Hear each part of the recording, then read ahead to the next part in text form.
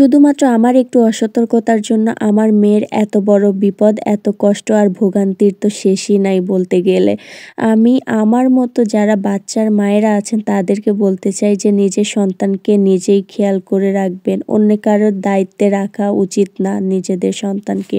অপর ব্যক্তি আপনার সন্তানকে যতই ভালোবাসুক না কেন, আপনি মা হিসেবে নিজের সন্তানকে যতটা কেয়ার করবেন অতটা কিন্তু অপর ব্যক্তি করবে না। তো ঘটনা যেটা ঘটেছে সেটা ক্লিয়ার করে বলি আগে। আমরা কিছুদিন আগে তো গ্রামের বাড়িতে ঘুরতে গেছিলাম, মানে আমার শ্বশুর বাড়িতে।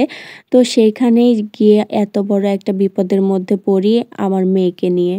আমার মেয়েটা না হাঁস, মুরগি, ছাগল, কুকুর, বিড়াল এগুলো খুব পছন্দ করে। আর গ্রামে গেলে তো এগুলো দেখা অনেক মেলে, আর ও ওইগুলোকে কাছে পেলে টানে ধরে কোলে নিতে চায়। আর এরকম একটা স্বভাব। দেখা যায় যে যে সকল বাচ্চারা বাসা বাড়িতে থাকে তারা কিন্তু সাধারণত এইসব জিনিস দেখলে ভয় পায় বা দূরে দূরে থাকে, কিন্তু আমার মেয়েটা পুরাই উল্টো। সে এগুলো পাইলে মহা খুশি হয়ে যায়। তো আমি একটু কাজ করতেছিলাম, শ্বশুর বাড়িতে গেছি, সবার সঙ্গে বসে আড্ডা দিচ্ছিলাম আর একটু কাজ করতেছিলাম। সেইখানে আমার মেয়েকে দেখে রাখার মতো মানুষ কিন্তু অনেক ছিল। এই অনেক মানুষের মধ্যে থেকেই আমার মেয়েটাকে বিড়াল কামড় দিয়ে দেয়।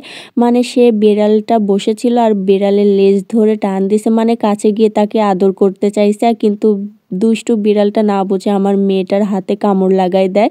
সঙ্গে সঙ্গে আমার মেয়েটা চিল্লা দিয়ে ওঠে, মানে কান্না শুরু করে দেয়। আমি তো দৌড়ে গিয়ে ওরে কোলে নিলাম, দেখি যে হাতের মধ্যে 2 ফোঁটা লালাও পড়ছে বিড়ালের, আর সে সেটা হাতের অন্য হাত দিয়ে ঘষে নিছে আর কি।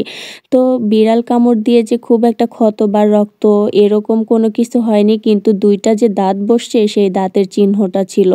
আর ওই যে লালা ফেলছে ওটাও মেয়েটা ঘষে নিছে। এইটা ভয় আমার মনের মধ্যে থেকে যাচ্ছিলই না। আমি যত কাজই করি না কেন আমার শুধু ওই ভয়টাই হচ্ছিল। তো অনেক জায়গায় কথা বললাম ডাক্তারদের সঙ্গে। তো ডাক্তাররা বলতেছিল যেহেতু চিহ্ন হয়েছে আর লালাটা ফেলছে তাহলে ইনজেকশন বা ভ্যাকসিন দেওয়াটাই বুদ্ধিমানের কাজ হবে, নইলে ভবিষ্যতে এটার সাইড ইফেক্ট আসতে পারে।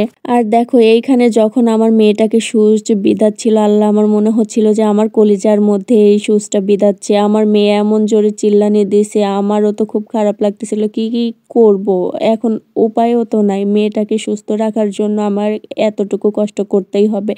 আমার তো কতটুকু কষ্ট, আমার থেকে আমার মেয়েটার বেশি কষ্ট হয়েছে। এটার কারণে, এই ভ্যাকসিন দেওয়ার কারণে আমার মেয়ের গায়ে প্রচণ্ড পরিমাণে জ্বর আসছিল, তার হালকা ঠান্ডাও লেগে গেছিল, আর পেট কামড়ায় নাকি এটা হলে। আর অ্যালার্জির যে অবস্থা তো খুবই খারাপ। আমার মেয়ে গা চুলকাইতে চুলকাইতে পুরা ক্ষত বানায় ফেলছিল। মানে বিড়াল কামড় দিলে নাকি 5টা ভ্যাকসিন দিতে হয় 28 দিনের মধ্যে। তো এই ডোজ কমপ্লিট করতে গেলে যে আমার মেয়ের কি অবস্থা হয়ে যাবে সেই টেনশনেই আমি তো বাঁচতেছি না। আর ডাক্তারদের কথা শুনে আমি যতটা বুঝলাম যে বিড়াল কামড় দিক আর খামচির দিক না কেন, ভ্যাকসিন দেওয়াটাই নিরাপদ। নইলে এর পরবর্তী সময়ে দিনে দিনে এটার প্রতি একটা সাইড ইফেক্ট আসতে পারে।